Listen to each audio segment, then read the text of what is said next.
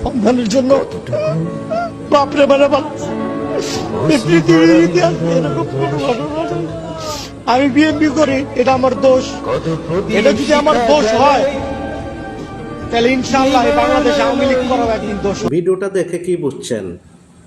এই ভিডিওটা হয়তো আপনারা ভুলে গেছেন, কিন্তু এখন বিএনপির কিছু কিছু লোক আছে, বিএনপির বিভিন্ন কমিটিতে বিভিন্ন পদে আওয়ামী লীগের দোসর ঘরে আপনারা ঠাঁই দিতে আছেন। কিন্তু অতীতে আওয়ামী লীগ কী করছে? বিএনপি করার ক্ষেত্রে বিএনপি কেন করলো? তার বাবারে মেরে ফেলাইলো বিনা কারণে।